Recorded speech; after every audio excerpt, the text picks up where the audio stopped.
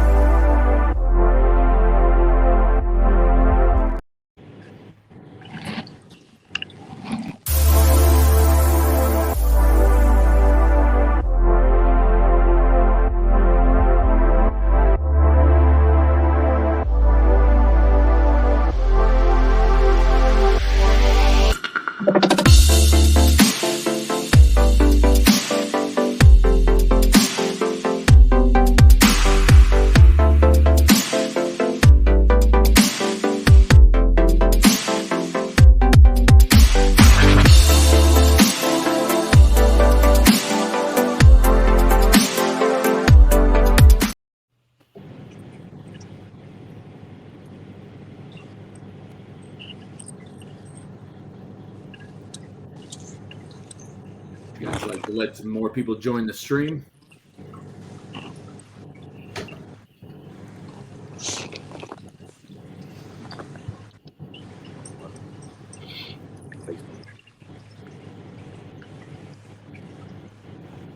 How's it going, everybody? I'm glad you can all be here. We'll give it a few more minutes for anybody who wants to join this live stream tonight. Some comments are coming in now. Robert coming in from Iowa. Doing good tonight, Robert. Glad you could be here. I'm a big fan of Iowa myself. Go Hawkeyes.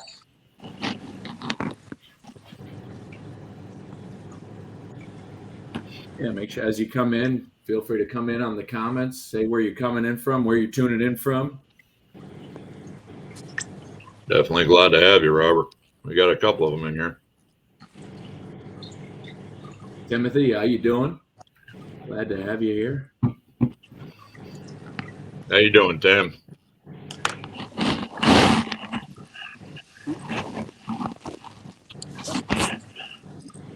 He said it's always a good idea to give it a few minutes before people come in.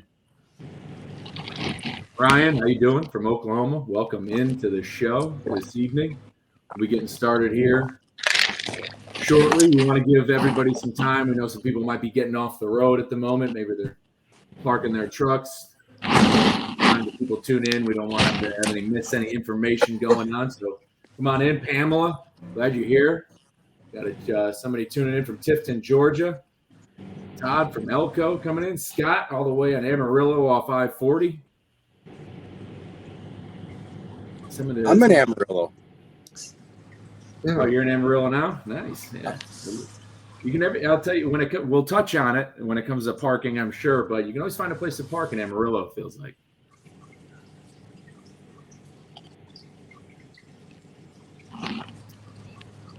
Well, Robert, nice to meet you guys too. You'll definitely be speaking to us a lot in the in the future. Definitely stick around. So yeah, like I said, we'll give it probably another 60 seconds here. Have some people still coming. Some people are still coming in. Mitchell coming in from Iowa. We have Jess coming in, representing an LGBTQ driver out there in Bowling Green, home of the Corvette. Welcome aboard.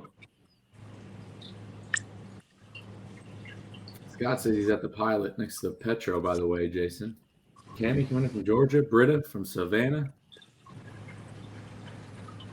give it another 30 seconds here. Sound good, everyone? That sounds good to me. Yeah, you love the TA in Amarillo there? Wow, we got Pamela, we got Heartland Express, we got 40 of them watching us at Heartland Express. Well, hey guys, I hope you guys are having a good night. That's awesome that you guys are watching right now. Amazing. Yeah, it's awesome. Mitchell, you're coming in from Wolcott. Which Wolcott? Wolcott, Connecticut by any chance? Let me know. That's Wolcott. Yeah, or is it Walcott, Iowa? Is he at Iowa 80? Or is he at... That's got to be where he is. Yeah. But all right, well, hey, we got 40 watching from Heartland Express. We got the Trucker's View on here. I think now's a really good time to get started. So good evening, everybody, and welcome to this first live stream roundtable broadcast for the brand new North American Driver Association, also known as the N.A.D.R.A. My name is Michael Lombard. I'll be hosting this evening. I'm an owner-operator myself. I do own my own truck. I'm currently leased on to Warren Transport. I run in their specialized division, pulling RGN and flatbeds. I'm currently at home in the moment, and so I got caught on a little bit of home time, and I've been honored to host and moderate this event this evening with the N.A.D.R.A. And so let's get right into it, guys. Let's go around the table and have everyone introduce yourselves. Let everyone know who you guys are and a little bit about yourselves. Matt, you want to kick it off? I'm Matt Kelmer, one of the co-founders. Jason and I kind of started this whole thing off with a little bit of a conversation that led us to where we are today, which brought in all these amazing people to work with us. We've become council ever since. I've got over almost 25 years plus legal driving. That's not counting the old farm trucks. Doing this to make a better world, man. Improve trucking, improve our conditions, improve our industry, improve our community, maybe even improve the country itself. We'll see how far it takes us. Thank you, Matt. Who's I'm Charles Claiborne. I'm from Biloxi, Mississippi. I've been a driver for 32 years. I pulled flatbed, tanker, hazardous materials. I was asked to join the council here at N.A.D.R.A by the two founders, Matt and Jason. And I'm here because this is probably by far the best group of people I have seen so far when it comes to passion, energy, and the desire to make the industry a better place. So I'm happy to be here, and I hope we can do some great things together.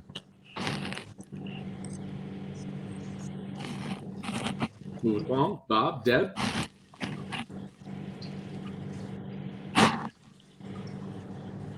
Bob, you're up. Bob, you're up. Introduce yourself. Let the viewers know who you guys are.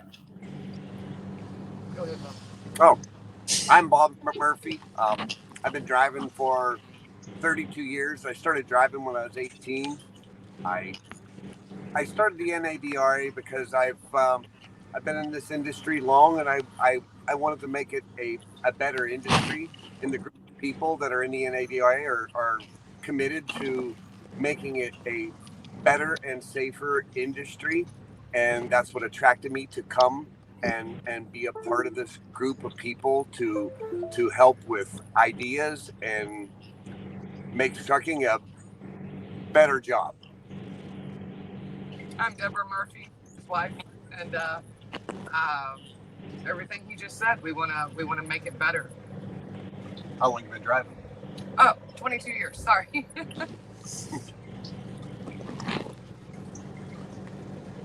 I am Juan Pablo Guerrero, Go ahead, and Pablo. I'm French, so I speak French with a Spanish name, of course. I've been driving for 25 years, over Go ahead, 10 years. Pablo. Tell me.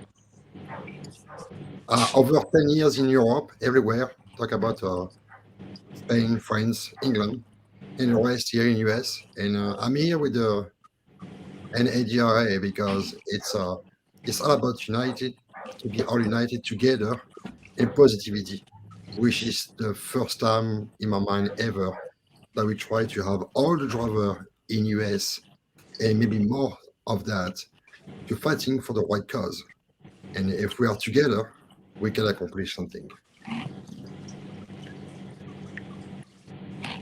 Awesome, Pablo. Glad to have you. Bienvenue. Merci. I'm Jason Vind, co-founder with Matt and Charlie. I've been driving since 1992. When I got out of the service, I got out of the service in July of 1992, and I was in truck driving school in August. I've done pretty much everything you can do in trucking, from being a company driver for a mega fleet, owner operator, to a fleet owner. My father was a trucker. My grandmother was a trucker. My uncle was a trucker. It's really all that I ever knew. And when I told my dad that I wanted to get out of the service and become a cop, he told me that probably wasn't going to work well for us. So I went into trucking, and trucking's been good to me. It's been good to my family. But one night I was just sitting around and I was thinking, the world, it's taking a turn. Some can say it's for the better, some can say it's for the worse. And I just made a video on TikTok one day that said, what if there was an organization that was big enough that could, where the drivers would actually have a voice? And from there, me and Matt connected, and it just kind of took off from there. And we're just trying to make the industry a better place. Awesome. Thank you guys so much for introducing yourselves and, kind of what brought you to the table. I think you kind of answered the question of who the N.A.D.R.A. is. Clearly, you guys have formed a new lobbying organization out there that started differently from any other organization. It started sort of on social campaigns, just as Jason was saying. So you have all formed this group called the N.A.D.R.A. What's the mission? What's the overall goal right here? You've mentioned things along the way of, uniting. Who are you looking to unite? Who is the N.A.D.R.A. going to serve? Every truck driver that's on the North American highways, and I do mean North American highways, Canada, Mexico, United States. We're one massive country, and the world rides in the back of our trucks every single day. We need to put away every difference that has separated us in the last 30 years and come together as a unified group. The one thing that defeats us on every front is we are divided and button heads on issues we should not be doing.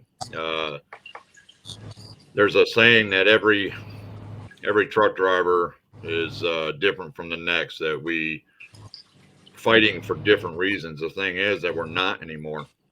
Every one of us is looking at hours of service. Every one of us is having issues with parking. Every one of us is having issues with over-regulation. We all are basically standing together, but yet there's not a group out there that's designated to bring both company, lease operator, and owner operator all together under one roof and say, listen, we're all the same thing. We may do a job differently, but we're the exact same thing. Every one of us is away from home, pushing loads up and down the road, trying to take care of our families. There's no difference in that. You color your skin, the religion that you practice, whatever it is, it doesn't make a difference. At the end of the day, we're all the exact same way. I'm not sure about the rest of my group. I believe we all about stand on the same exact thing. That's why we're all here, is making a difference, bringing everybody back together, getting rid of the separation, getting rid of the division.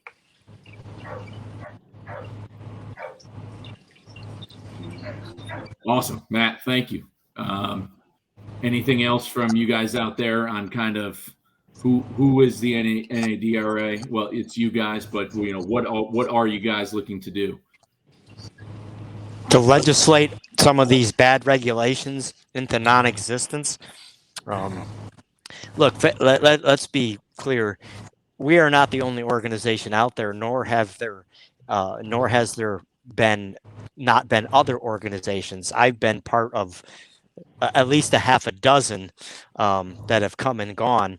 And the one common denominator that we have in trucking is Everybody thinks we're bucking for brownie points, or who's going to be the savior of the trucking industry and can preach the gospel. The one thing that every one of these groups has always forgotten was that you need a team of people behind you. You need the drivers to be invested in the issues, whether it be parking or speed limiters or any issue in trucking. Every issue doesn't affect each driver the same. Every issue doesn't affect each segment of the industry the same. But one of my favorite saying is sooner or later, right? Sooner or later, something is going to affect you that doesn't affect me. And we all need to be able to come to the defense of each other. And a lot of these groups, they segment themselves into owner operator only. And for a long time, for many years, it's been the owner operators that form these organizations to fight for the issues that affect them. The ELD, the hours of service, and the company drivers were left out of participating because a lot of the things they did were events like slow rolls, convoys, things that they thought would get attention and the media would pay attention to and would drive the narrative. It had the opposite effect. The numbers were smaller because face it, company drivers can't just take their truck to Indianapolis to participate in a rally. They can't just take their truck to Dallas or Chicago to participate in a rally. But they can use their phone, they can send an email, and they can belong to a group of people that is willing to collaborate, listen to their ideas, listen to their problems. So N.A.D.R.A. set out a different path. This organization is for anybody who drives a commercial truck, yeah, like Matt said, in North America. Our council is made up of people that do this job every day, and they encourage positivity. I was actually surprised the number of company drivers that have shown an interest in N.A.D.R.A. And the more I thought about it, I was like, you know what? We finally have given them a voice. And that's what Matt and Jason wanted to do. They wanted to give the entire industry a voice, not segmented, not based on your nationality, not based on the language, your religion, your skin color. They wanted people to understand that out here, all we have is the guy to our left and the guy to our right, and we need to stand together. So N.A.D.R.A. is different in that aspect that they're all inclusive. You don't have to be an owner operator. You don't have to own your own truck. You can be a lease operator, a company driver, a fill-in driver, whatever. You drive a commercial vehicle, you have a say in the way the rules and regulations are brought about in this country. No, awesome. Very well said. So clearly you're looking to separate yourself from other organizations out there, represent company drivers. Now I'm reading there's another organization called the OOIDA, the Owner Operator Independent Driver Association, and their mission of the OIDA is to serve owner operators, small fleets, and professional truckers to work for a business climate where truckers are treated equally and fairly, to promote highway safety and responsibility among all highway users and promote a better business climate efficiency for all truck operators. It sounds like, on their mission statement on their website at face value, they're trying to, OOIDA wants to do exactly what you guys are doing. Now, what separates you from them? I will say this. OOIDA was formed in the 70s. And for a decade after that, during the great strikes and the issues that were happening in trucking, Jim Johnson and the folks at OIDA did a phenomenal job. They've led the charge for many, many years on fighting bad regulations and at least drawing numbers of people together. The one thing you will never hear us at N.A.D.R.A. say is that another organization is bad or that they're not worthy. But I will say this, they've lost faith. A lot of their membership doesn't believe they represent the views of trucking today. And when they are approached about working with other organizations to form coalitions, things happen. We're not going to get into it tonight, but I will say OIDA had its place. They have their place, but it doesn't seem like they're as interested in being all-inclusive, Mike, that they want to help everyone. They want to help that 140,000 membership group that they have that are solely owner-operators. And they only want to deal with owner-operator issues, bad leases, speed limiters, hours of service. They don't really want to get involved in some of the things that we want to get involved in. If if I could Jason, just come on. if I could just add something to that, one of the biggest differences that we have from the OOIDA is that, again, we talked that we're boots on the ground, drivers doing it every day. And the word on the street, the word in this parking lot tonight, the word wherever anybody is parked is that the OOIDA is no longer doing what they initially set out to do. That's the word on the street. Our organization was completely started via social media. We have social media presence on here just by one or two creators on one platform alone that have more followers than the OOIDA has members all alone. That's just one person. And that particular one of those creators is in the room right now tonight, carrying 170 to 180,000 people that follow them alone. With our 30 board roundtable that we have going on, our reach right now is at almost 500,000 people. And if we can get the drivers' opinion and what we truly are experiencing out here to be represented in DC, we feel that we have a shot to at least have an intelligent conversation with the people that make the rules, because the big business of trucking is very well represented. But does the big business of trucking really care about Jason in Amarillo tonight, or Bob and Deborah in Memphis, Tennessee, or Matt in Independence, Missouri?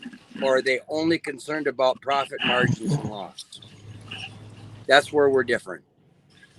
No, it's very well said. So it sounds like, and I guess to reiterate to any of the listeners or viewers out there, OIDA is sort of an exclusive type membership that lacks representation from actual drivers. It seems to be that there's not a lot, like there are drivers who are members who use some services that the OIDA offers, whereas N.A.D.R.A is actually compiled of drivers all across the industry looking to bring information and bring some hopefully lobbying power to lawmakers in Washington D.C. or to state levels as well. So that's mainly the main difference. Now you mentioned big companies. That's another organization out there, and I'd say it's probably the largest, which is the American Trucking Association, the ATA. What makes the N.A.D.R.A different from the ATA? Who are they, and what separates you guys from them?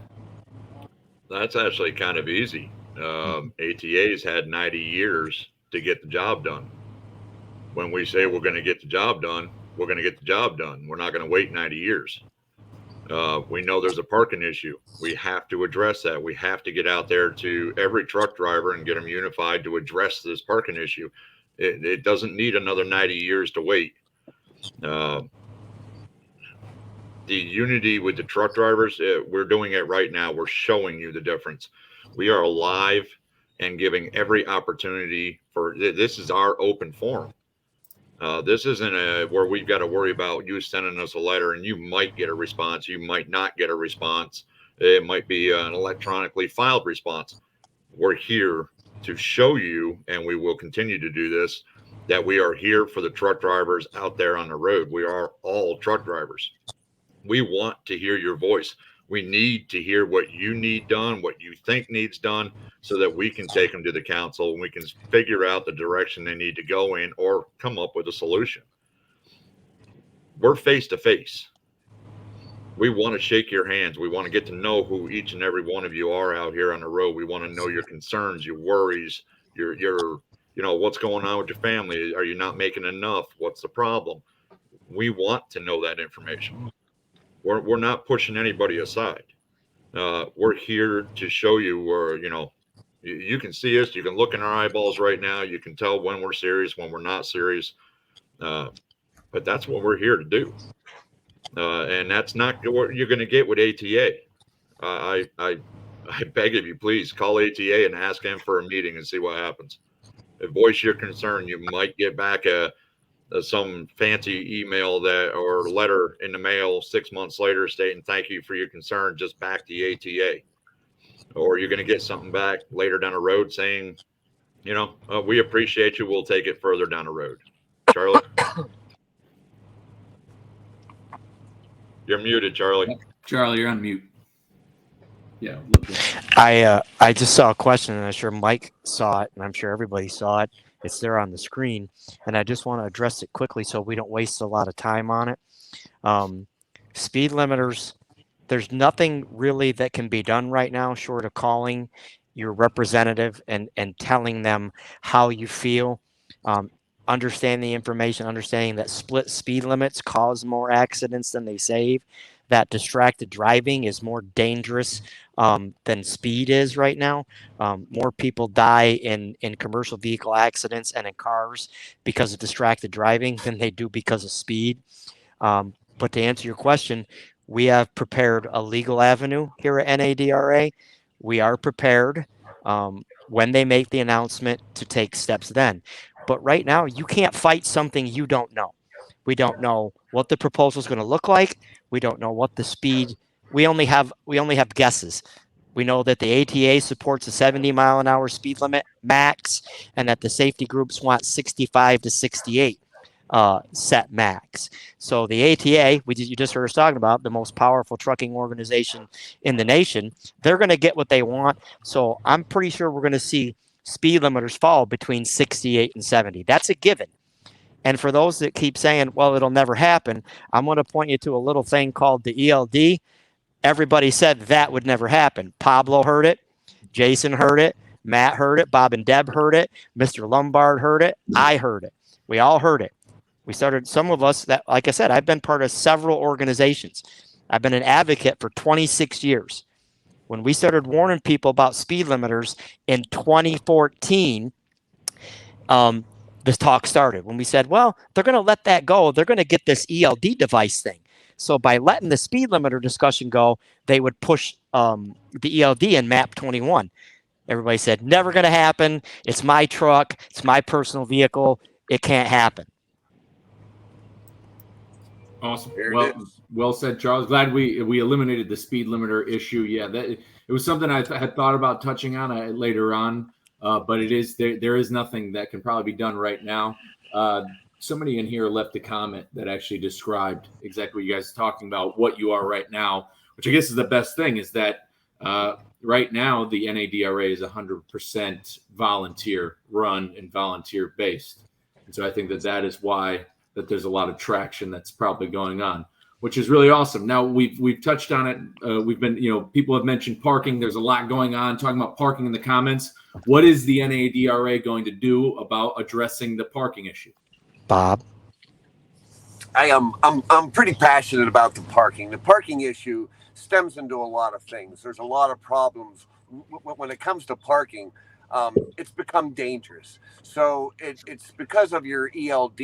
You're driving throughout your day, and when you're driving throughout your day, you have a timer, and that timer's ticking all day. And if you try to wait too late in the evening, there's not enough spaces. There's one spot available for every 11 trucks. That's the government's statistics. The government counted the parking spots and they know how many trucks there are.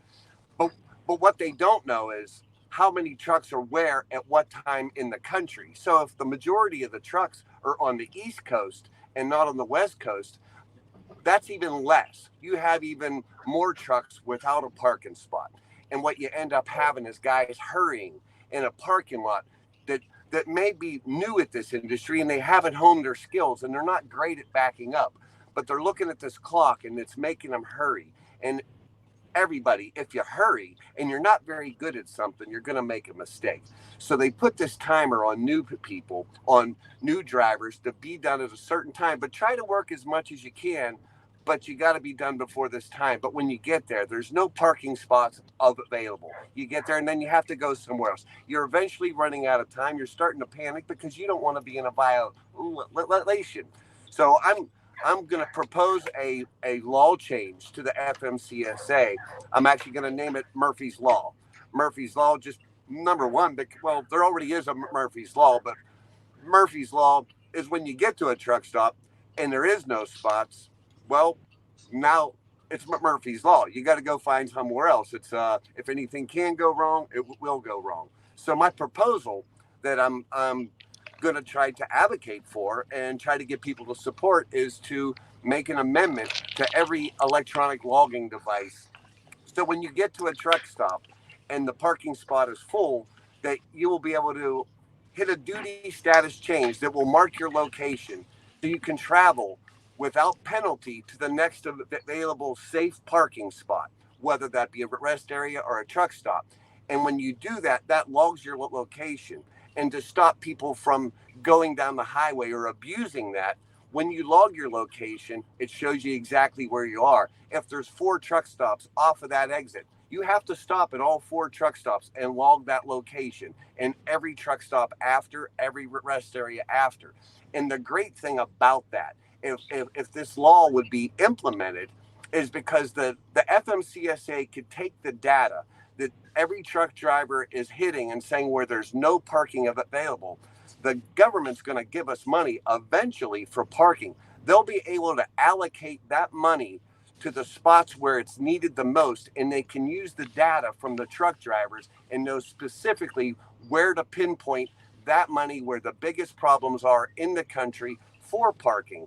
So by adding this, you're going to save lives, you're going to decrease accidents, you're going to be able to work a full day because guys are quitting early to get a parking spot, so they're not working to their full potential. They're not making the miles or the money they could be because of a clock that they put on their truck, and then there's no parking available. They're losing their potential. So by adding this, a driver could drive his full 11 hours, pull in somewhere. If it's full, then continue to the next spot safely without a penalty. And the government can use that information to find out where they need the money the most.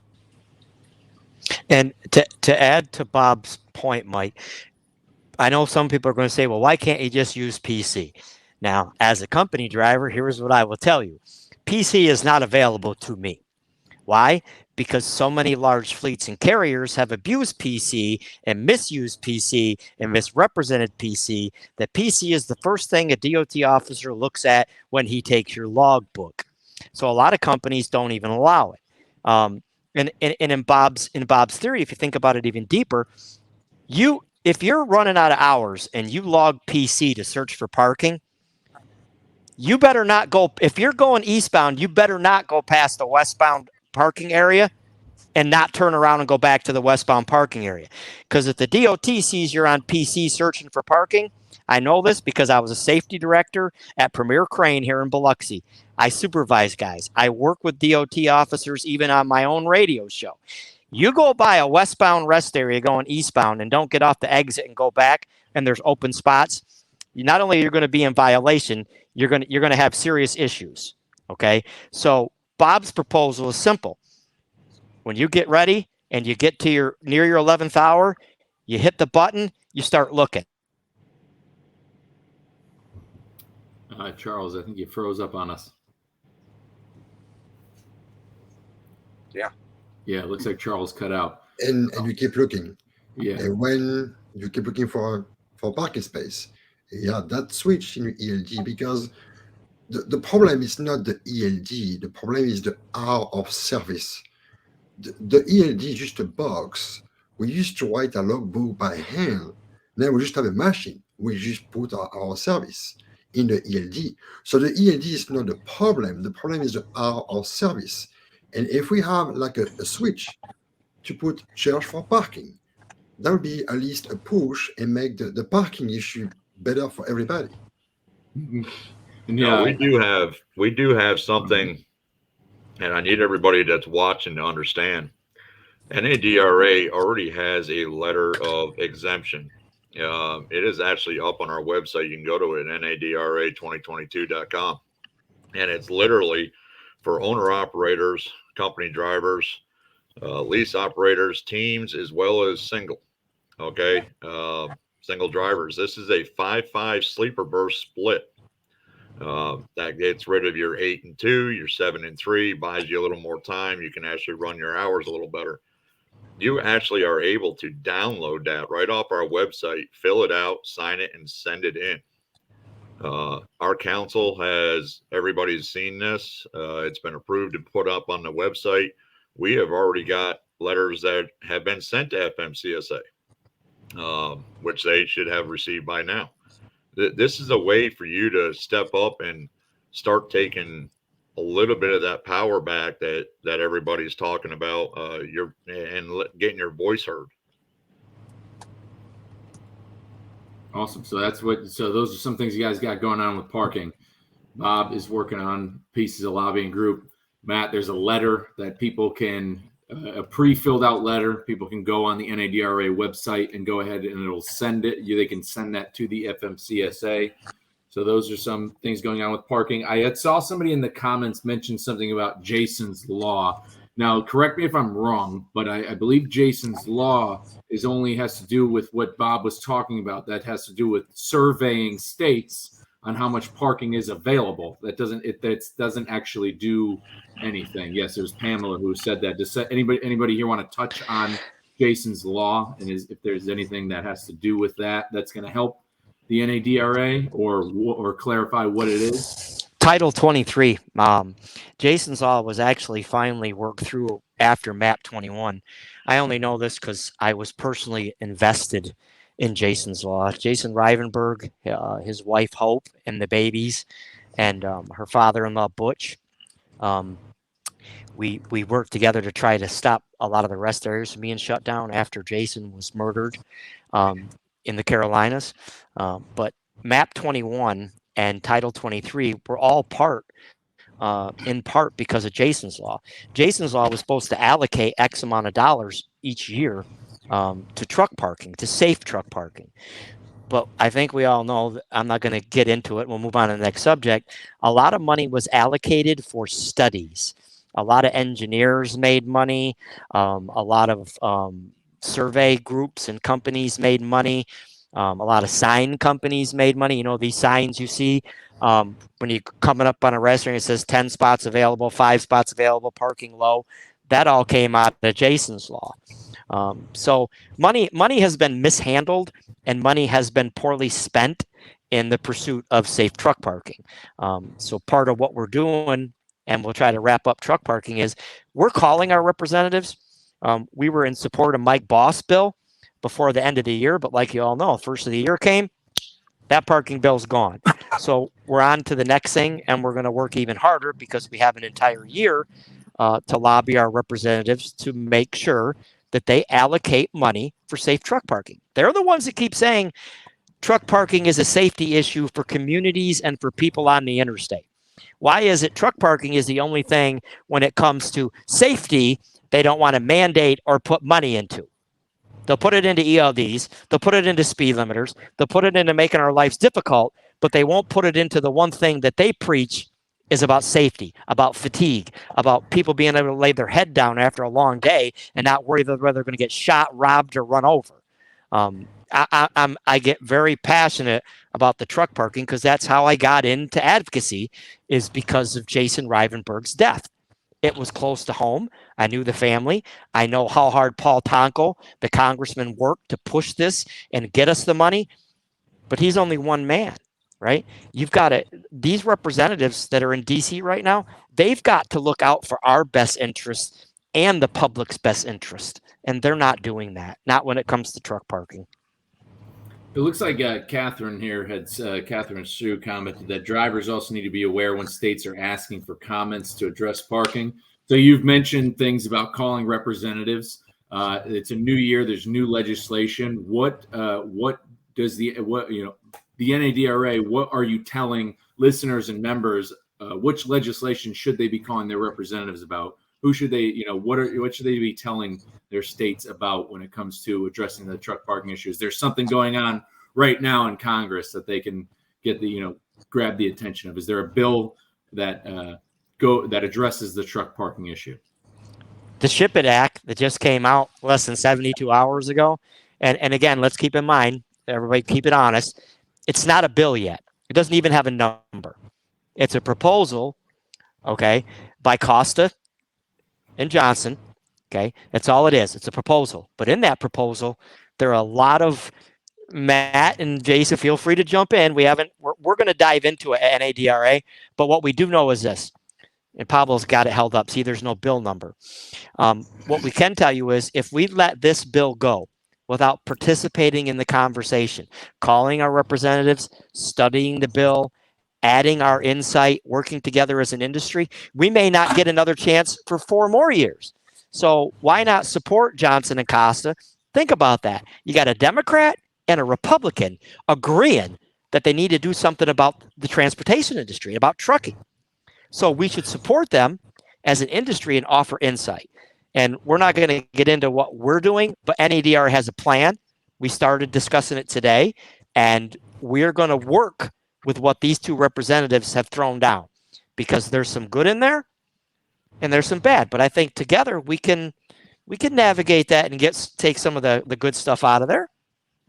Here's a problem. What a lot of people don't understand is when the representatives come into a new session, or the new vote is cast, anything prior to that that hasn't passed through basically gets shredded and thrown out the window, which is HR 2187, which is something that N.A.D.R.A was hugely backing up. We really wanted to see 2187 go through because it was $755 million that was being allocated to truck parking alone. And that was to refurbish some of the rest areas out there, build a few new ones.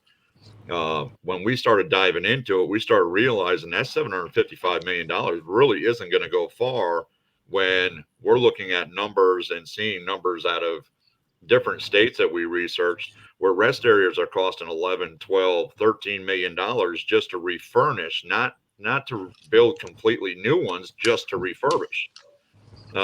That's really not going to go very far. And when you look at the 11-to-1 ratio that's out here, it's not really doing a whole lot. It's doing something, but it's not doing a whole lot. So now we got another proposal. 2187 is basically shredded. It's thrown out the window. We got another one. Again, they're talking $755 million again. Now that $755 million was supposed to start in the beginning of 2022. Funds were supposed to be begun being allocated. So we've gone yet another year, no funds, no safe parking. We've got folks like ATA and OIDA who know what's going on out here. They're not foolish people. They're very smart.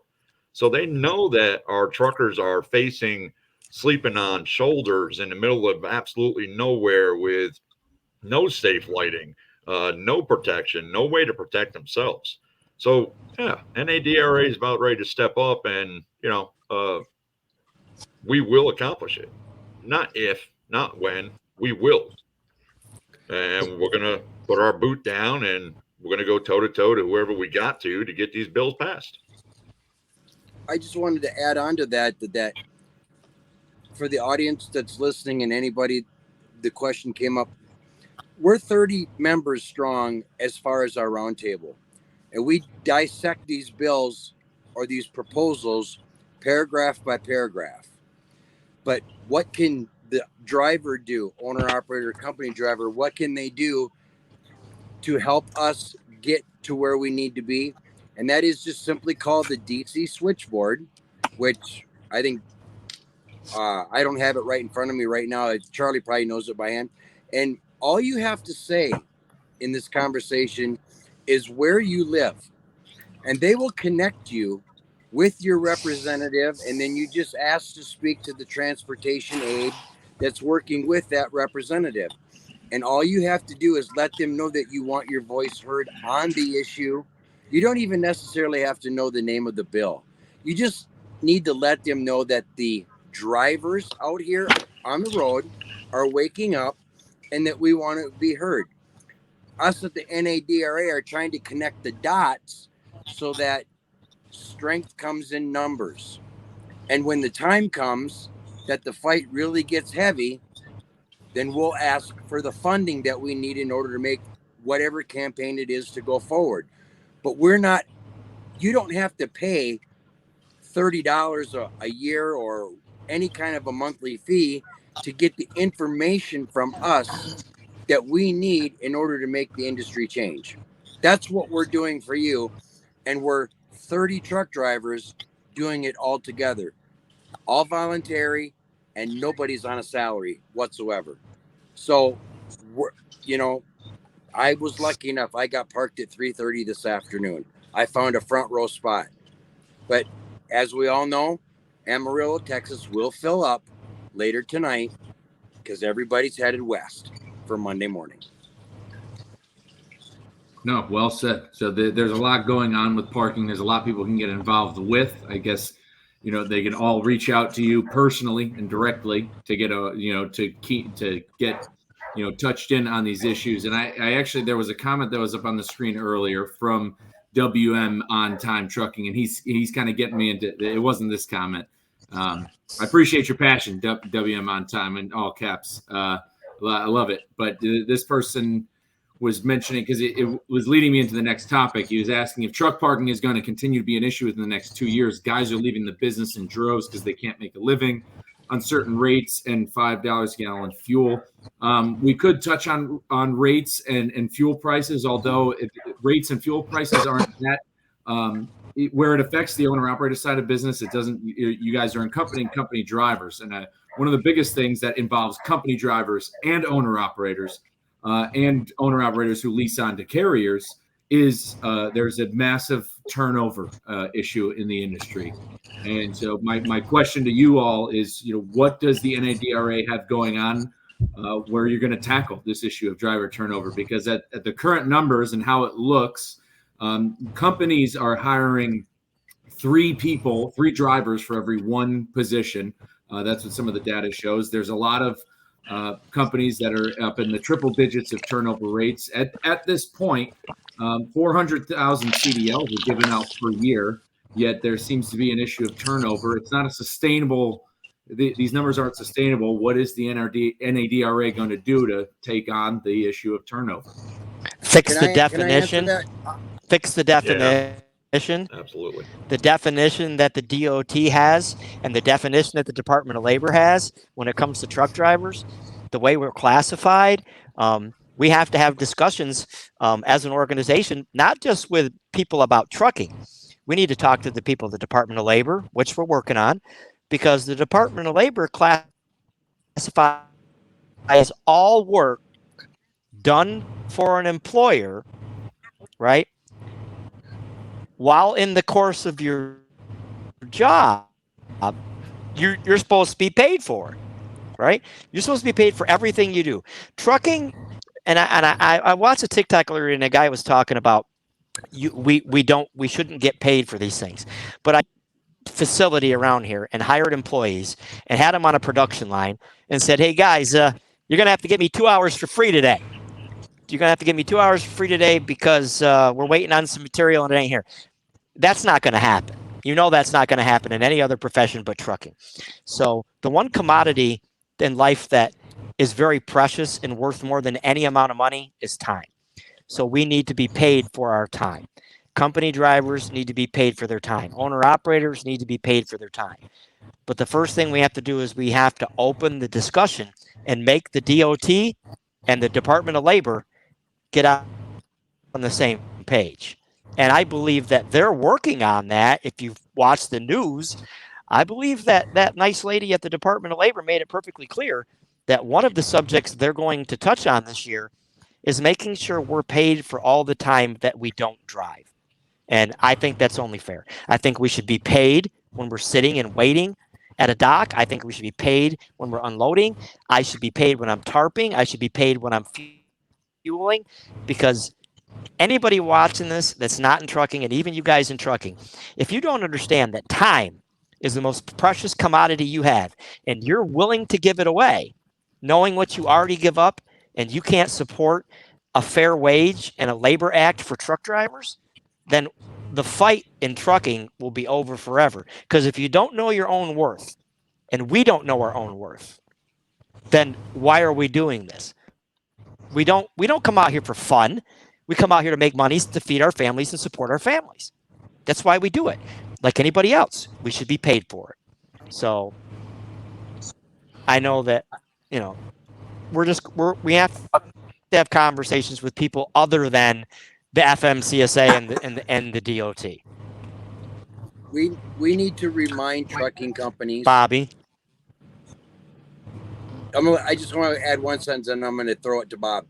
We need to remind trucking companies as drivers that you can have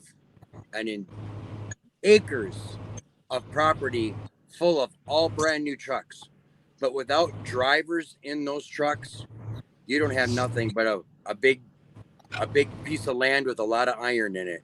And if the larger companies, those are the ones that are turning drivers over as fast as they're bringing them in. They need to learn how to treat those drivers and make it a place where they want to work.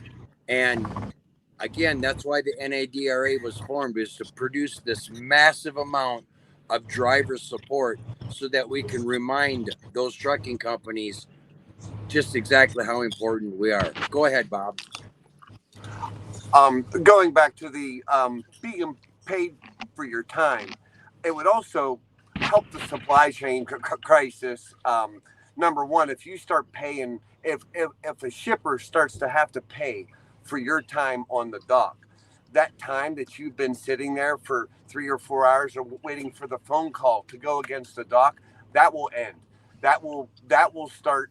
You will start going to shippers and receivers, and because it will cost them money, that will happen much quicker. So economically, that's also better for the supply chain, better for my time and everyone else's time out here. The second I pull up to a dock and I get to there at my appointment time at 8 o'clock, and the clock starts ticking and they have to pay for my time, you think, well, guess what? They're not going to want to pay for that time. So they're going to start making sure they schedule properly, that they're not going to waste anybody's time, because it's going to cost them money if it does. So therefore, you're going to get loaded, and things will move much smoother, and it won't cost the consumer any more money, because all that time will be scheduled more properly. And safety. Think about safety, Mike, right? Would I be wrong? Safety is going to, I think that you'll see a safer industry. I think you'll see less accidents, less crashes, because under the current system, drivers are paid by the mile. They're not paid for all the other stuff they do. They're paid to drive. They're paid by the mile. So it's a target, right? A lot of these young drivers and company drivers, and even you older guys, go ahead and deny it if you want. You know that you're going to do 2,500 to 3,000 miles a week to be comfortable, and you're going to make $1,800, whatever. So you're constantly pushing for that target. Whereas people who are paid and compensated for their time, they're not as in a hurry to have to chase a target. The target's there. They know they tarp X amount of loads. They know they're going to sit at certain places. All these things start to fall into compensation, takes stress off of people. So if you're paid for all your time, you're not worried if you lose a little time. Right now, we don't get paid for any of that. We only get paid when the wheels are moving. So the majority of us, because I know there's going to be that guy that says, well, I get paid for this, or I work for Walmart. That's great. But the industry is 7 million people doing 7 million different types of jobs, unloading freight, driving trucks, running forklifts, working for different companies with different types of freight, different types of equipment. We all don't get treated the same. Therein, again, is another problem. We all have different needs. Mike, please tell me this. How can you pull into a shipper on a Friday afternoon to pick up 22 pallets of bottled water, and you drive that stuff to Denver, Colorado for a Monday morning delivery, and you back into said receiver, and that guy on Friday afternoon, when he wants to get out of there at 2 o'clock in the afternoon because he gets off work at 3, he's got you loaded and out of there in 25 minutes.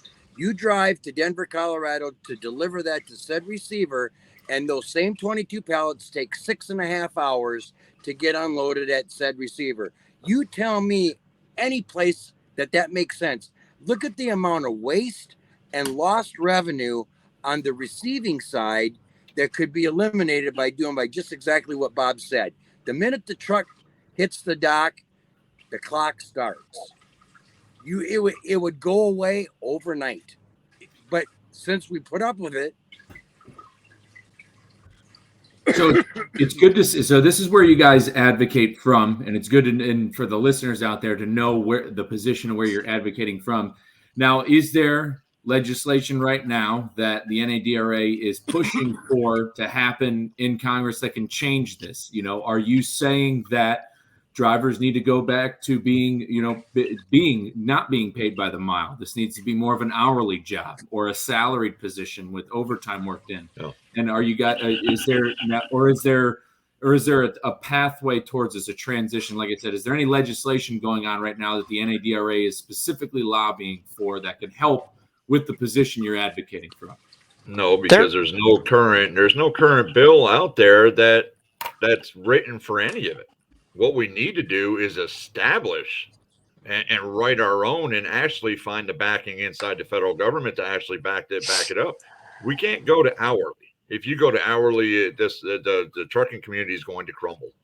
You need to keep it on the mile, but you also need to pay for all that lost time. When you have a 1 o'clock appointment, your detention time or your sit time starts at 1 p.m., not 2 hours later.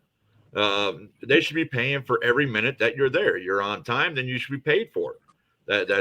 We've got to write the policy. Then we've got to go find the people that are actually going to support it and back it and then get it pushed through. There's no policy out there backing a North American truck driver. No policy is created that way. Policies are created for large companies, are created for a lot of different reasons, but they're not created for the company or the owner operator or the lease operator. We're seeing that time and time again. We actually have to write the policy.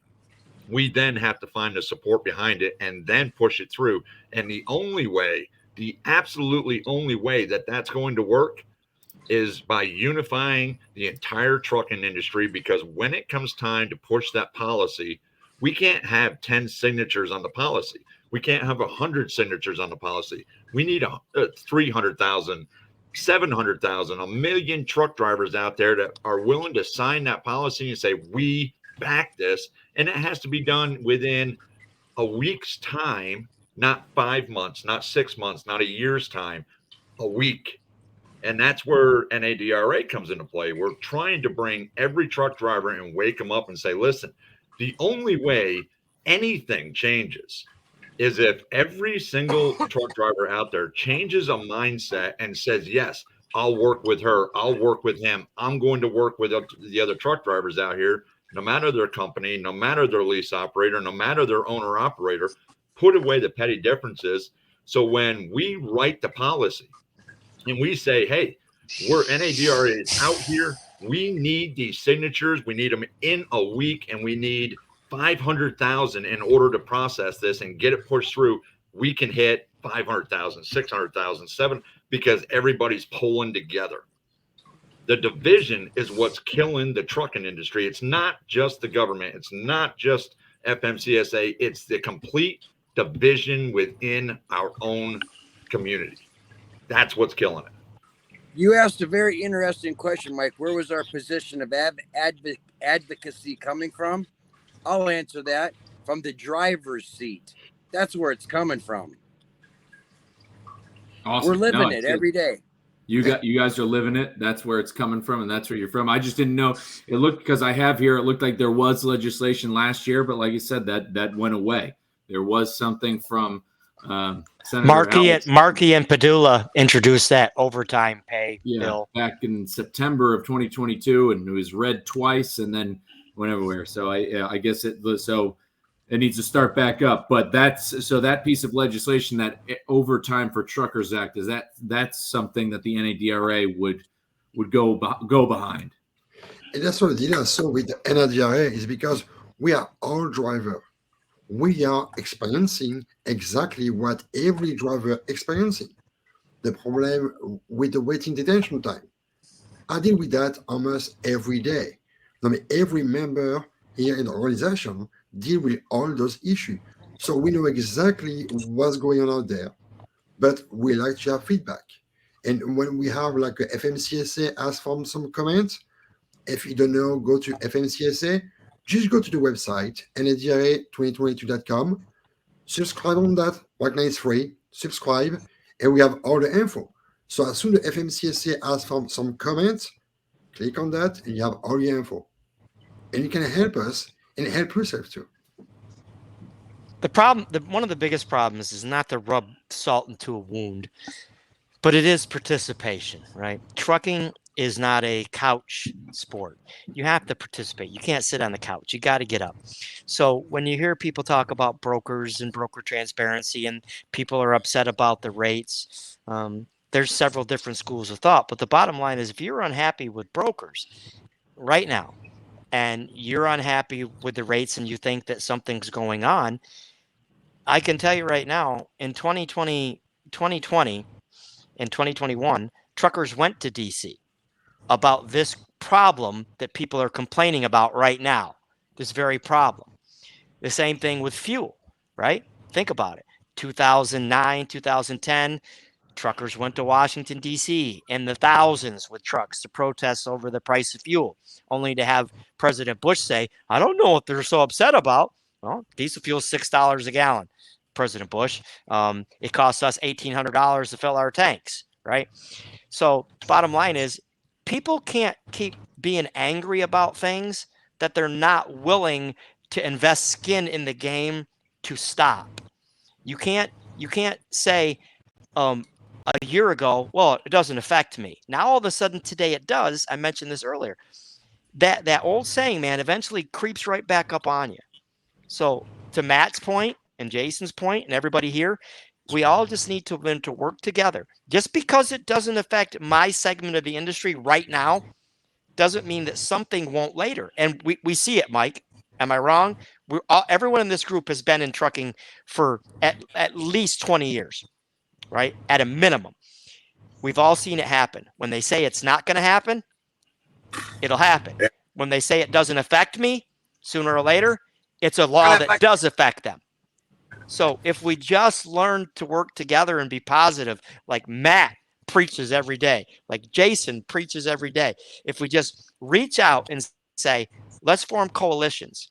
You know, this is my call real quick, and we'll move on to any organization out there that has the heart to say, I'm willing to sit down with other groups and discuss these issues and find ways that we can work together. We're here. There's our web address. All of us are on social media. You know how to find us. We're here. And we want to stop these kinds of things. I don't want to see people calling somebody saying, I'm going to lose my truck. I don't want to see somebody suffering and they can't pay their bills and they can't feed their family. I don't want to see that for any of my fellow truck drivers. Nobody wants to see that. Can we prevent all of it? Sometimes it's the economy. Sometimes it's on people not being educated how to run a trucking company, because that's one thing we don't do. We don't take the time to educate these young drivers and teach them all the little things that they need to know. We don't. They buy a truck, they go out, they think that's all you got to do is work hard. Maybe 30 years ago, all you had to do was buy a truck and work hard. But today, with regulation, with the economy, with all the other things, working hard isn't going to make you money. Working hard is going to cost you money today. So with that said, that's why we are here. That's why I am here, is in a spirit of cooperation. And we're hoping that we start seeing some of that from our fellow truck drivers. That's what we hope. That's our hope for the industry, to work together, solve the problems so we can all have a better life. We got to remember, anybody who's watching this, we're not charging anybody anything. There's no membership fee. What we want is unity. We're not asking you to sign up. That is a choice. That is a choice for anybody who, if they believe in us, that's wonderful. Go sign up. But N.A.D.R.A is out here to bring every single trucking group together in North America. I don't care what you represent. We don't want your membership. We don't, not in the way that you think. We're not coming in and saying, hey, listen, we're going to steal your WM on-time trucking. I'm going to use you as an example, sir. We're not going to come in and steal your 19,000. We don't care. That is yours.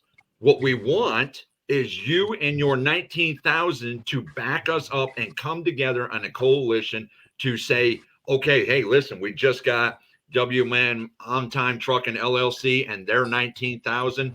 We've got ODCHA and the Latin Americans with their 50,000. We've got this group. We're all coming together. Keep your members. Nobody here is going to steal your members. Keep them.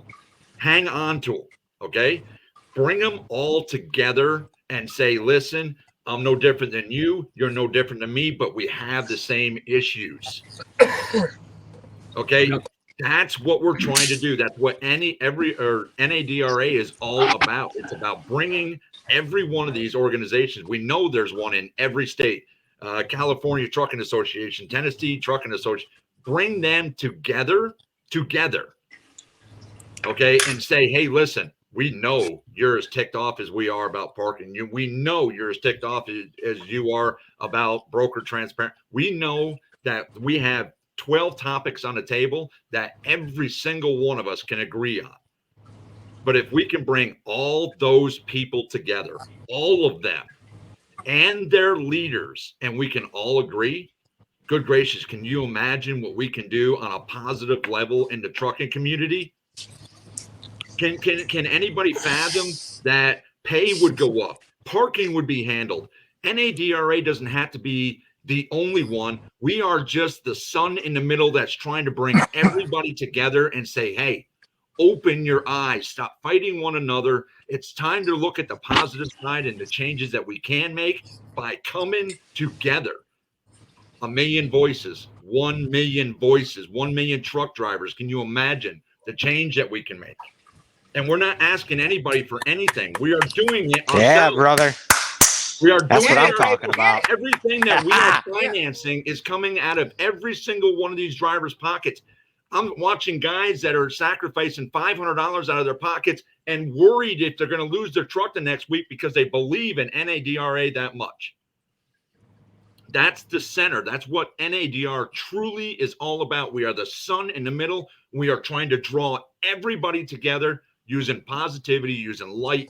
Forget the negative crap. Forget the darkness. Let's put it all aside because it's time. If we don't, it's all over. We lose.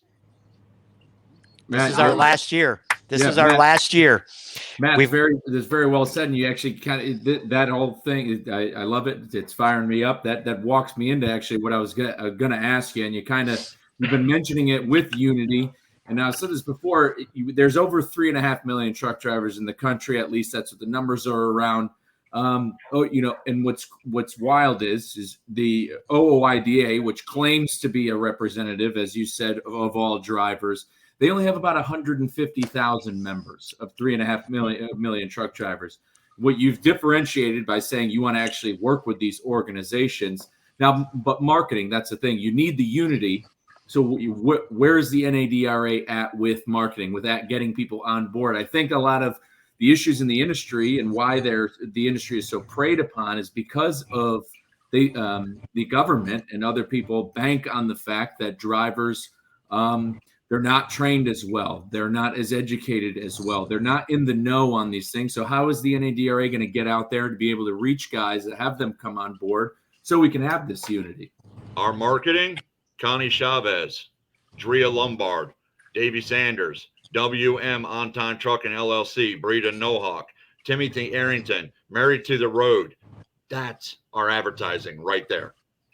These people who have signed up to follow N.A.D.R.A have full faith that what we're doing, they actually see past everything that the paperwork and the readings and the ideas that we're coming up with, and they see the core and they look at it, go, wow, that's a group.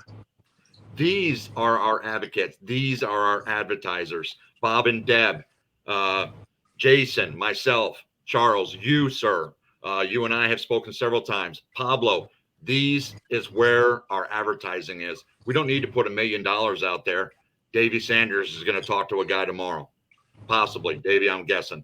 Davey Sanders will talk to somebody tomorrow. That's going to go into somebody else's ear. You know, word of mouth is faster and it will spread like wildfire, faster than any advertising that we can put up and waste anybody's money on. So it's a fully grassroots. Yeah, that's where we got it. You're looking at a fully grassroots way to complain. You're not looking for any sort of any money to market or paid ads or paid advertisements. This is a strictly grassroots organization that's looking. Money brings greed, brings corruption, brings a change in the course of the organization. It will literally destroy an organization. We've seen it time and time again. Once money starts coming in, once funding comes in, the mindset of people starts to change. We don't want that in here. Oh, don't get me wrong. We have a website, that our website, we're going to have a little store in there. That little bit of money that little store is going to generate is going to help us with policy writing. It's going to help us to have an attorney on board. It's going to pay for that stuff. But there ain't anybody on this group that's going to receive a dime, because every one of us is already making a paycheck. We don't need to receive a dime from anybody. We're earning our way. We've committed when we started this about being transparent. And yes, bigger projects require bigger funding. But once you become a member of our organization, N.A.D.R.A 2022.com, you will be able to go into our website. You will be able to look exactly where our finances stand. You'll be able to look at exactly where our finances are going in and out. And yes, certain campaigns will require larger funds. But as our membership grows and the belief in what our campaign is doing and building the trust at the grassroots level and knowing that we don't have a 6-story building to pay for and we ain't got a CEO that's making $450,000 a year, when we ask for $1 or $2 or $3 or whatever it may be, based on our membership size and our reach, if you have 500,000 members, a $10 bill buys you a lot of leverage in Washington, D.C. I was going to actually bring that up because I know you've mentioned about how you're not taking any money, but the money question will always come up eventually. And these were just numbers I was looking at before we hopped on. You can kind of look up how much money is in the lobby. There's a lot of websites where you can find out where politicians take money from, and there is money that gets lobbied in D.C. There's a total of $14,635,738 that are spent in D.C. That multiple groups, that's combined, that's not one organization. And at the top of the list are the organizations we talked about, with the ATA at 2.19 million and the OIDA at 1.359. In reality, that's actually not a whole lot of money when you put it next to the oil industry or when you put it next to the sugar industry or other big or tobacco and things like that. So there's actually an opportunity here to outbid some of these organizations when it comes to lobbying. But I mean, that bars the question. You're coming from a position of not asking people for money, but what's the future and what does a winning strategy look like for the N.A.D.R.A to become more self-funded, so that way their voice, because money is a voice in DC, and how are you guys going to get there? When how do you see that bridge being crossed? Well, let's just boil it down to simple numbers. Let's just say that we could get 1 million members, just for the sakes of conversation purposes, right? So each member, then let's say our yearly fee was $10 million or $10 a piece. So now we got $10 million in the bank. We have an outside accountant that tracks every dollar that we spend. There's no salaries being paid. We have a law firm on retainer that handles the legal end of anything that the organization is involved in. And we have an onboard lobbyist in DC that's doing whatever that they need to do. And if you say if there's $2.9 million available amongst several organizations, I guess bringing $10 million to DC out of one organization makes us the big dog in town then, along with the support and the policy of all the drivers in the industry. And we don't have to do slow rolls. We don't have to take time off.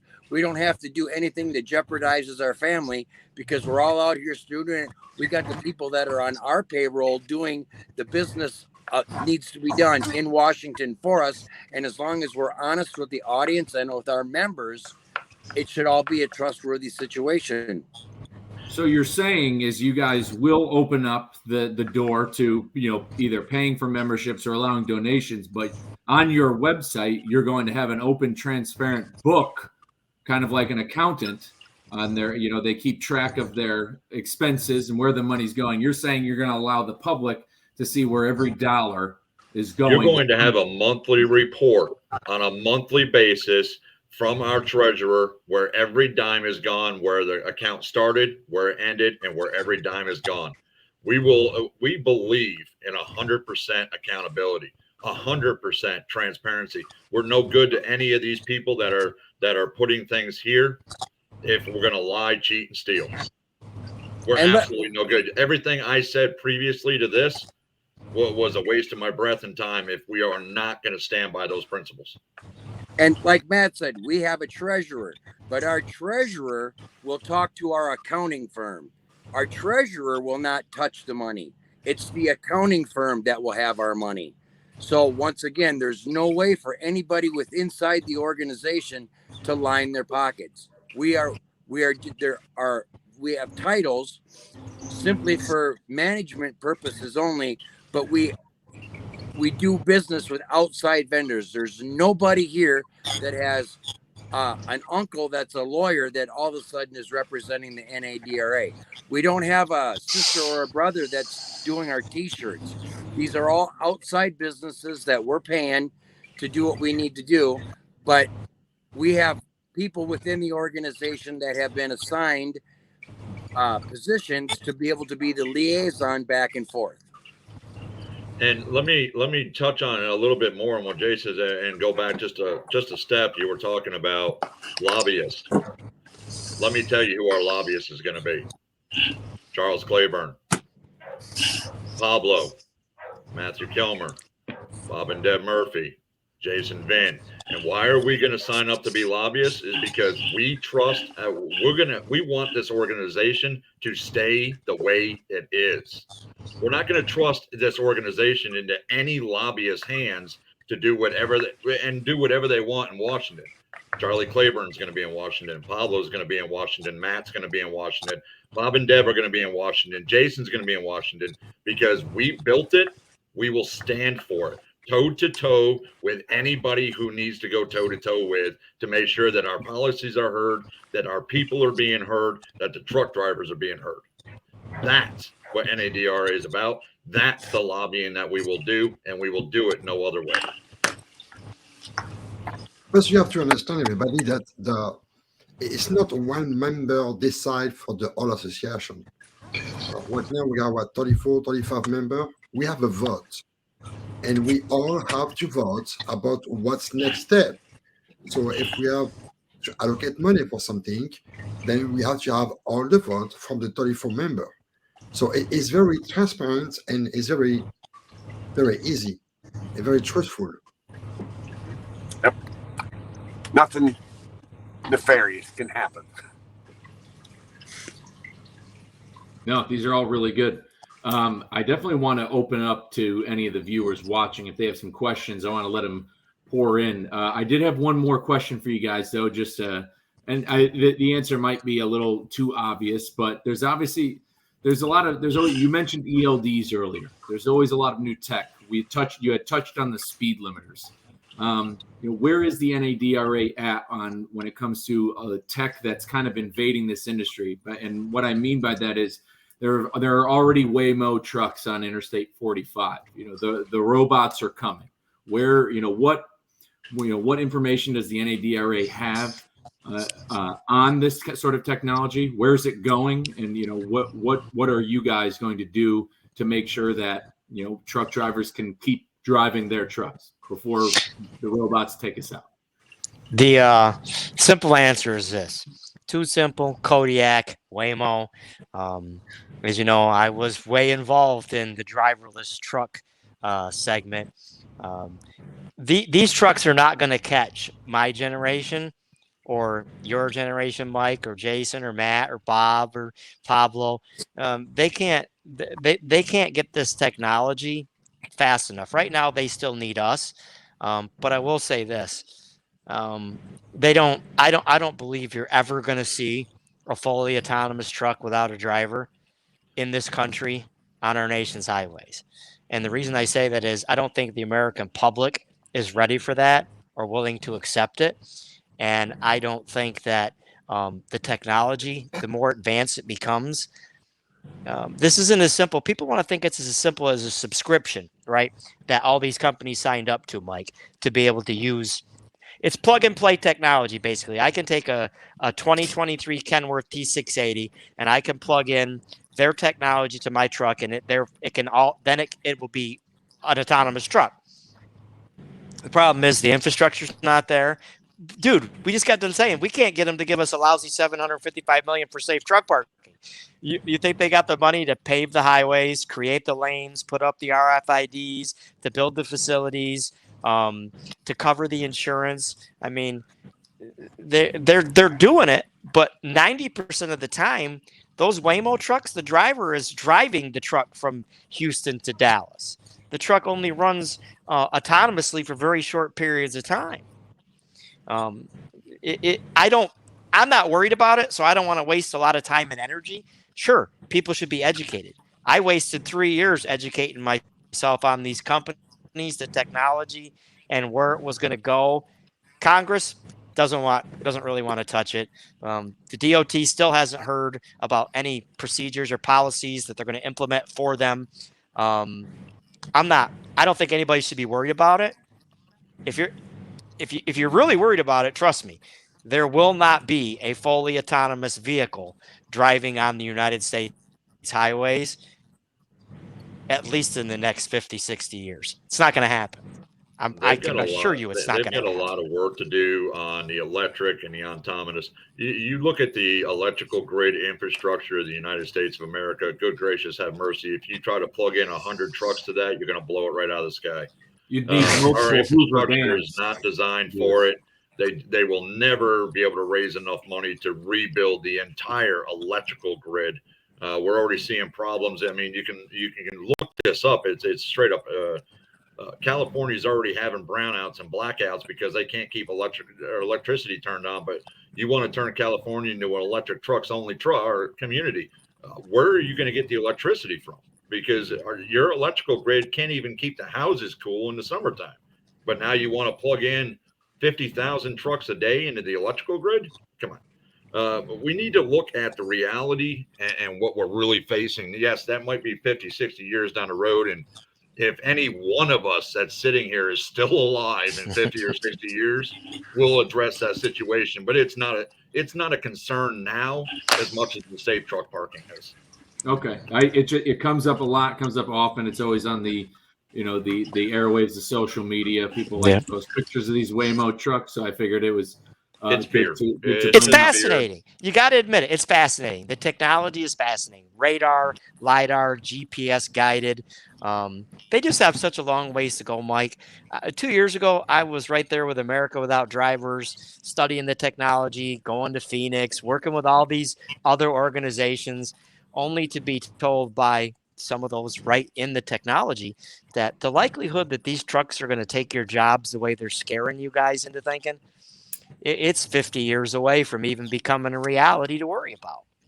Yeah, it seems to not be too on the radar, and that's coming from within the tech operators within the industry, and that makes perfect sense. Like I said, I wanted any listeners to chime in to see if any questions. Somebody had asked about tracking scanners. I'm not sure what Mr. Arrington might have been referring to when it comes to tracking scanners. Is this about tracking drivers or? I believe he's talking about the wireless inspections.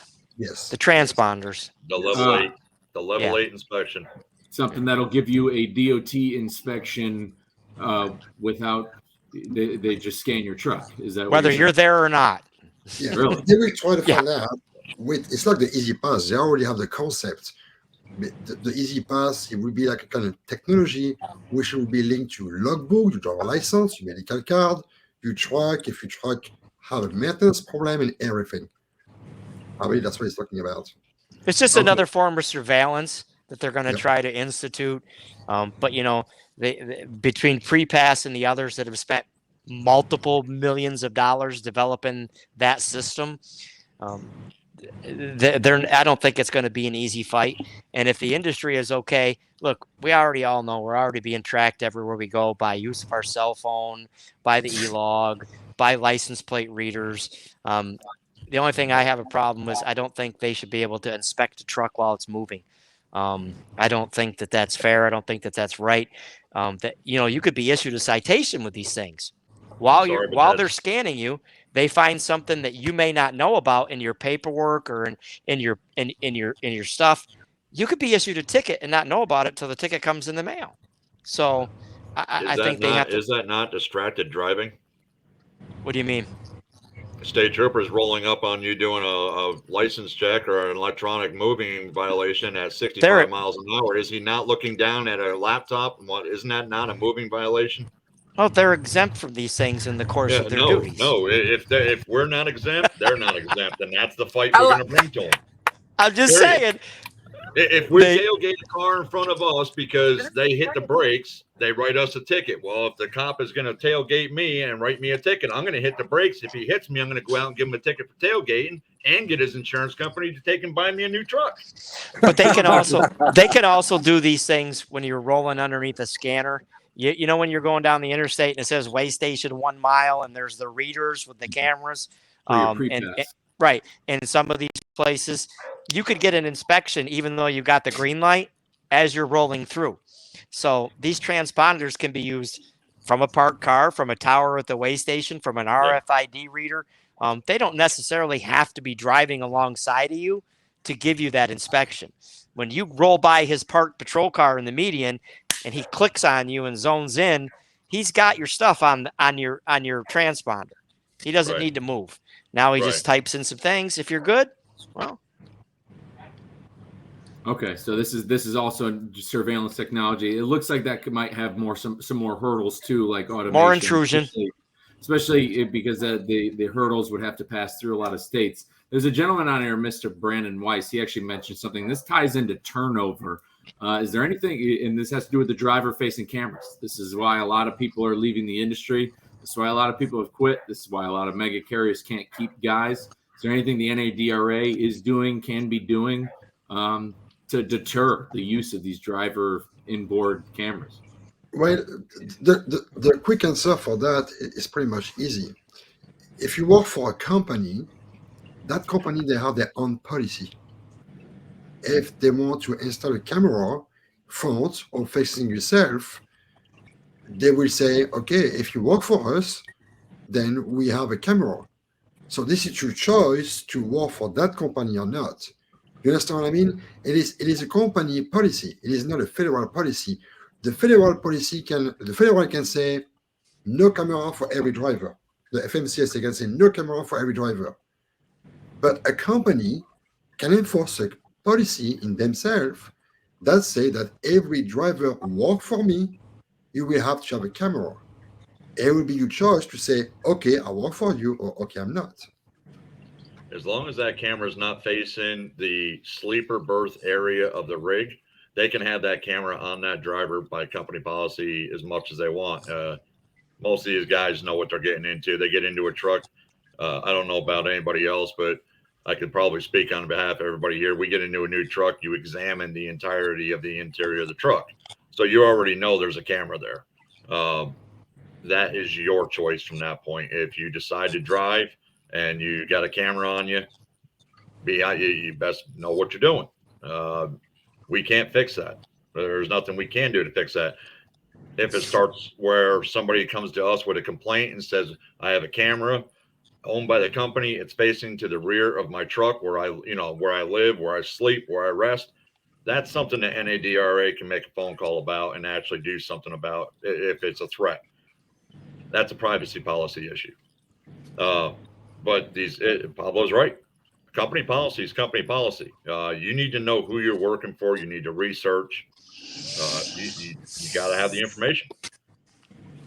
I'll just add to that. For every trucking company that wants to put a driver-facing camera in your truck, you can call any one of us N.A.D.R. members, and we'll give you 10 companies that don't. Good enough. So you'll look to be a resource for drivers. That's the solution. Find those companies. Quit that company, even if walk away from the company, and the turnover rate will become so high that they'll go, we've made a mistake, and it'll be up to them to correct the problem that they created. The turnover is their fault, not anyone else's. Awesome. Remember, company drivers have as company drivers, anybody who's watching as a company driver, you actually are supposed to be, and don't let anybody tell you any different. You are the captain of your ship. When you get in that truck and start driving down the road, there is none individual that can tell you it's safe to drive, it's unsafe to drive, how far you got to go. That is all on you as a captain. If you think that it's unsafe, you pull it over. It don't matter if the company tells you that you need to keep going to the next rest area or the next truck stop. Pull it over. You are in charge of that truck. Do not let anybody tell you differently. If you're tired, do not let a dispatcher or an owner or anybody say, hey, you can't sleep right now. I need that load over here. No, you pull that truck over and you get some sleep. You are the captain of your truck, or captainess, however you want to look at it. You have the power when you're driving those trucks. Yes, they belong to the company, but once you are placed behind it, the company's responsibility goes down and yours goes all the way up. You are going to be the one sitting in jail or prison or wondering how you could have stopped to save that car that you just ran into because you were too tired or pushing too hard. You're the captain. You absolutely have power. This is why we say, as company drivers, we are supporting you. You all need to know that. You have authority. And Timothy is right. It's not only company driver with those policy. You can be also a lease driver. So you lease to a company under a carrier. It is not your duty of MC number. They can enforce some of their policy about the camera or the speed limit or whatever they want. Awesome. Good. Well, so there's not a lot of there's not much questions coming in. Basically, people chiming on your advice, but a few people have mentioned brokers and broker. Some people have mentioned broker transparency. I know that it's kind of an odd subject, and it kind of goes into a gray area, but there's a lot of issues going on in the industry with double brokering.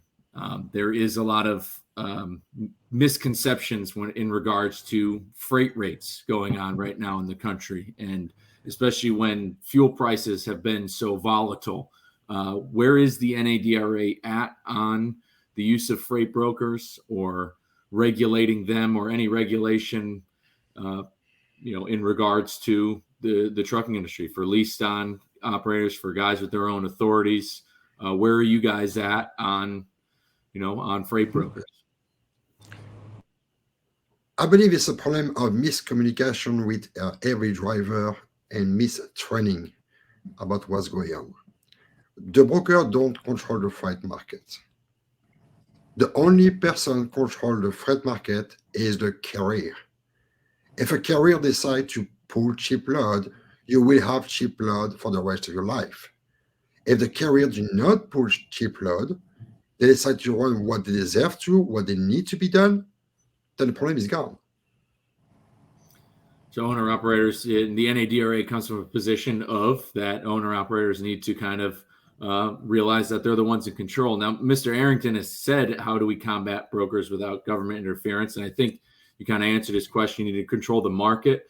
But I mean, I guess my question to Mr. Arrington would be, I mean, the government's already interfered with the trucking industry. So, where can we come on the ground? Where can we come from to go against brokers when we're the ones being regulated as they remain unregulated? Let's see. What we need to do is, again, we're going to go back to the unity thing. We're going to go back to, this is why we're called North American Driver Resource Association.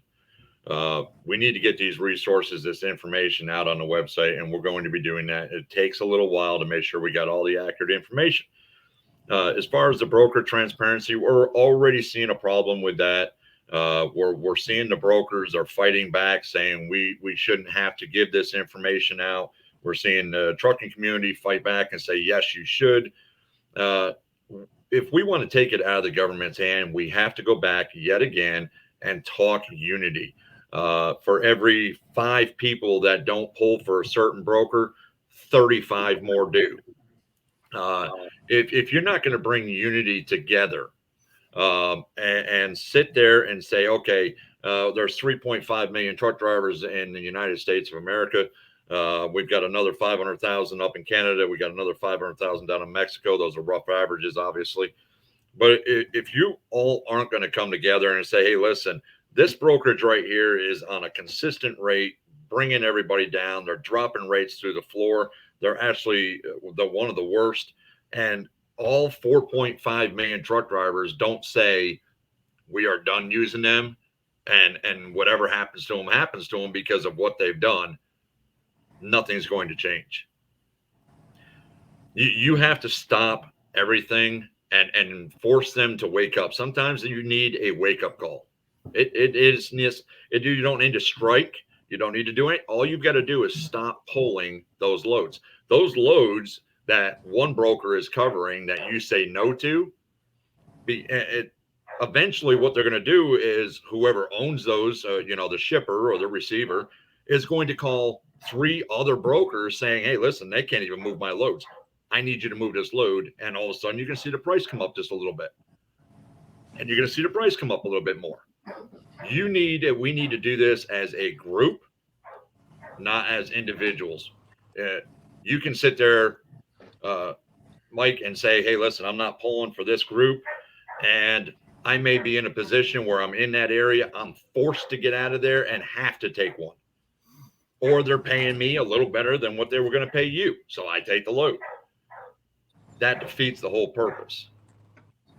So we need everybody. Again, this is where unity comes from. This is where N.A.D.R.A is moving on a regular basis toward unity.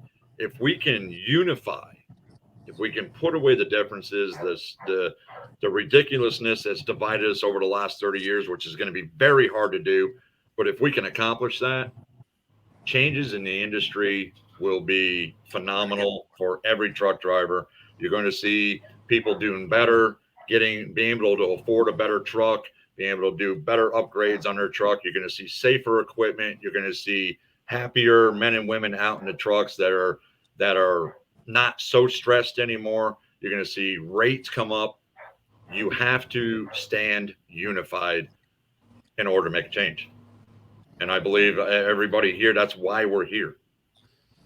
As I'm saying to Mr. WM on the time trucking LLC, it's like we as a driver control that, because if we are all together, we can do everything.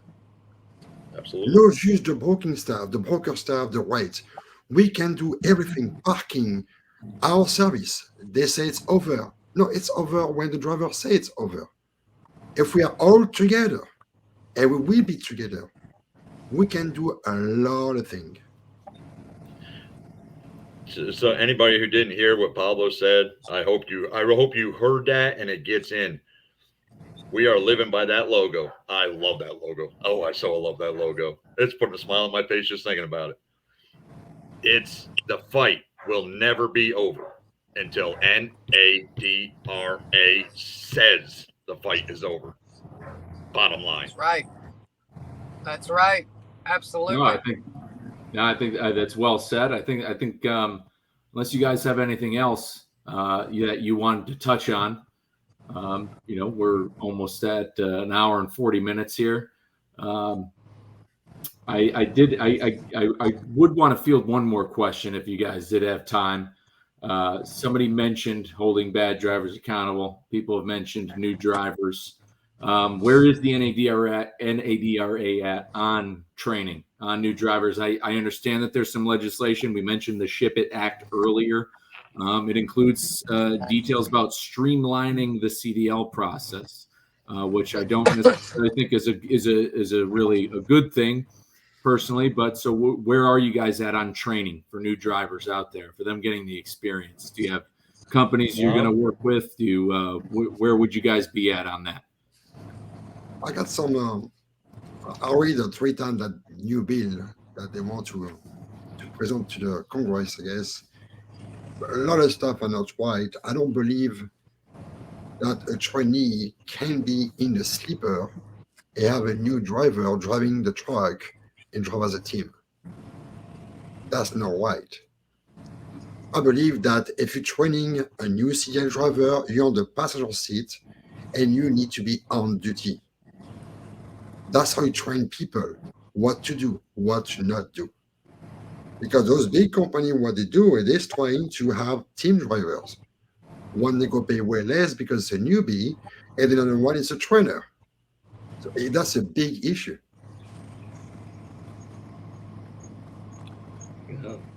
Anything else from you guys on driver training? Anything you're working on? Driver training, I'm going to say this really quickly. Driver training has to change. This isn't 1970, 1980. It's not even 1990 anymore. Most of those men and women, most of us that are sitting here today, we grew up around trucks. We grew up around, it's a different style back then than it is today. The training has to differ. We're seeing a problem inside the labor department where we're classified as unskilled. The only way we're going to take that to skilled is to match what's out there. And that means more training, better training, longer training, more adequate. Get rid of these 3 or 4 week trucking programs that everybody brags about. Well, they're in 3 weeks, they're out, they're with a 6-month driver for a week and a half, and all of a sudden they're out the door and they're on their own. Extend that and teach them what they need to know. Most of these people that are in truck driving schools these days do not know anything about a rig. They're not raised around them. It's just a good idea for them, or it's a last resort for them. Well, they need to know what that rig is. They need to know about the tires. They need to know about the engine. They need to know how to fix a simple breakdown on the side of the road so they're not stranded in the middle of a blizzard. They need to know the weight, the stopping distance. They need understand the brakes, understand air versus hydraulic versus this versus that. They need that training properly. They need to learn how to read a map. Map reading skills are almost nil anymore, and it is a major component of truck driving. They're too reliant on the GPS. One satellite follows, how they gonna figure their way out? Training is huge. We need to up the standard, not decrease the standard. I think a great way to start would be quit teaching new drivers to pass a test. Quit teaching them to pass a test and actually teach them how to drive. Talk to drivers, talk to people that are coming in this industry, and quit saying, well, to pass the test you have to do this. To pass the test you got to do that. So people are learning the bare minimum to pass a test to get out on the highway and share it with the general public, and they'll stand on that. Well, I passed the test. Well, when you pass the test, you didn't hone your craft, you didn't hone your skill, you passed the test. You're still very inexperienced, you still have a ton of things to learn, and these people are getting out of school and they're going to these companies and they're driving 3 weeks or 4 weeks, and then they're making that person a trainer for someone else that's new. They have a month of experience or 2 or 3 months of experience, and they become trainers themselves. That's mind-boggling. I've been driving since I was 18, 32 years, and I think I started to get good at year, 3 or 4 years. You start to really learn. You learn a lot. You learn about your truck. It takes a while. There's a lot to learn about this industry when it comes to your truck, the laws that are different in every state, the equipment that you have, how it works, how do I identify when it's going bad, the training. And of course, you don't have time. You can't spend that much time, but just spending the time to train someone to pass the test. You can't expect the highways to be safe at that point when you put someone on the road and go, well, they passed the test. That's not enough. I know when I went through school and passed my test, I passed the test, so I'm a driver now. I got in the truck with my boyfriend. He was the one who trained me, not Bob, another guy. But as soon as I got in the truck, he was like, take everything you learned in that school and throw it out the window. And I was like, I don't understand that. And the next day I almost killed us. Then I understood why he said that. But yeah, they're not training. They're training you to pass a test. They need to train you to drive. They need to train you out here on the real world, what really happens out here. See, we need to focus. The base of the problem is it's a skilled job. As long as we are unskilled job, we have the same problem. Example, I am from Europe. I start my CDL in Europe. In Europe, in France, you have to, it's a skill job to be a driver, a skill. So you passed a CDL. It takes you 6 months to go to school. You are not just learning the CDL, you're learning about your truck, how you change tire, how to fix an air leak, how to put your oil, how to change your wiper light, headlight. You're almost a mechanic guy. And when you're done with your 6 months, you go on the road. After 1 year, you come back for 2 weeks. And the problem is that it's a skill. If it's a skill job, then that will be the problem. You got to get moved. So N.A.D.R.A will work to try to change the categorization of truck driving to being considered a skilled job. And I think that that's where some of the probably hurdle is in the training. Okay, good.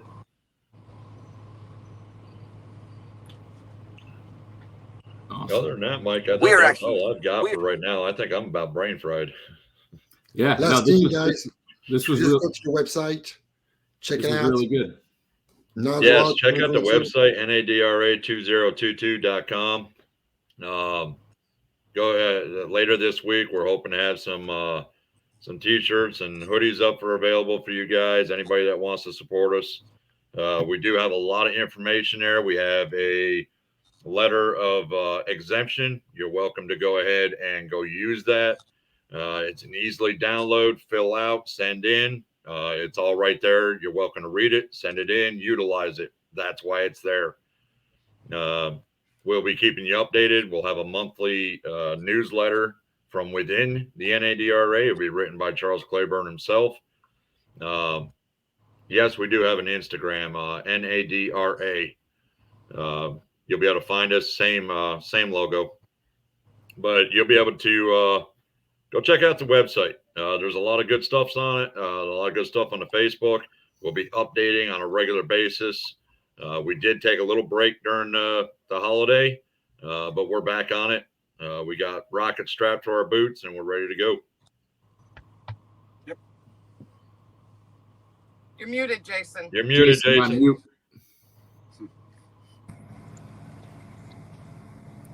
Now you're good.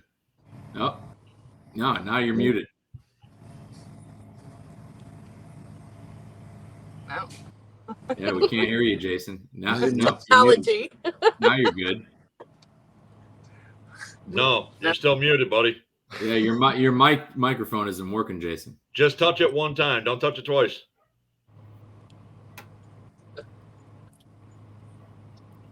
Nope. No, we can't hear you now. No. No. I can read your lips. Yeah, I'm pretty good at it. Go ahead. I'll translate. Well, while Jason's trying to figure out his technical issue there, I would like to say, we're asking everybody to support us and come with us and do this and do that. We also need to clean up our act. I've seen a lot of comments about trashy as far as parking is concerned, as far as us throwing out our trash, pee bottles, this and that and the other. And that is so very true. And that's why a lot of people or a lot of places don't want us to park there, is because everybody throws out their trash and drives off and leaves it. Well, their workers or whoever it is has got to go clean up that. And that is absolutely downright disgusting. I mean, I've seen people with parked at a truck stop with a trash can right outside their door right here, but yet they just throw it out on the freaking ground and drive away and leave it. And that's one of the biggest problems why people won't let us park anywhere, is because we're trashy assholes. Yeah. So when you see somebody and hold them accountable, go ahead and confront someone. Hey man, pick up your trash. Yeah. Hey, let if we all start, help, speaking up and speaking out to stop it, maybe we can have a better outlook. The public will see us better if we start policing ourselves and saying, hey, the receptacle's over there. Yeah. Go throw your trash away. Just throw it away. It's easy. Just walk over, throw it away. It's easy. Lead by example. Yeah. Brita, no walk. This looks promising. All the right topics with a focus on unity. That's never going to change, Brita. Never going to change. We are locked and loaded. I've got about 20 years of good fight in me yet. So I'm in this for the long haul. They're all in this for the long haul. We're not going nowhere. No, this is awesome. Still can't hear you, Jason. Still can't hear you, Jason. We do apologize. But no, I think that about really wraps it up. The address is on here. I want to thank you guys again for allowing me to host you guys, to introduce you out there on this live stream, and letting people know that they can find you out there. For those of you guys listening, all of these people available, if you can read their names, you can find them on social media platforms. You can find them on their website. You can go to their Instagram, their Facebook page. They're very responsive, and they're looking, they're looking for you. Every member of this organization is looking to speak with you about anything you need. So yeah, thank you guys for allowing me this opportunity to host you guys and ask you some challenging questions. This is good, and we'll do it again very soon. Thank you so much, Mike. Appreciate you. Thanks for having us, Mike. Have a blessed day. Yes, be safe out there. Peace. TNCRadio.live is a proud partner of the N.A.D.R.A. We are so proud to be part of TNCRadio.live. This is a radio channel that provides commercial drivers with up-to-the-minute details that they need to be safer, smarter, and more successful over the road. TNCRadio.live does this by providing accurate and timely traffic, weather, news, and entertainment via the driver-designated programming throughout the broadcast day. Charles has his show here on Thursday nights called Highway Fever at 7 p.m. Central, 8 Eastern, and Larry and Angie Baum also have their show on TNCRadio.live.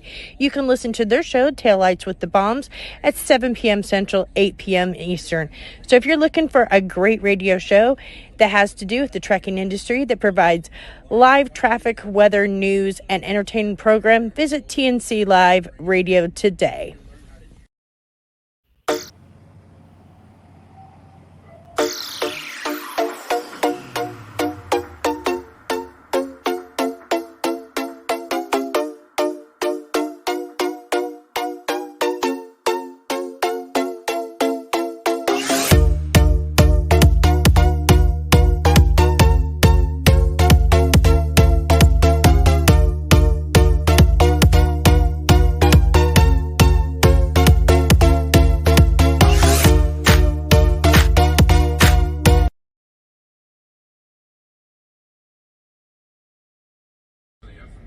We invite you to listen every Wednesday night to Taillights with the Bombs, featuring Angie and Larry Baum from Married to the Road.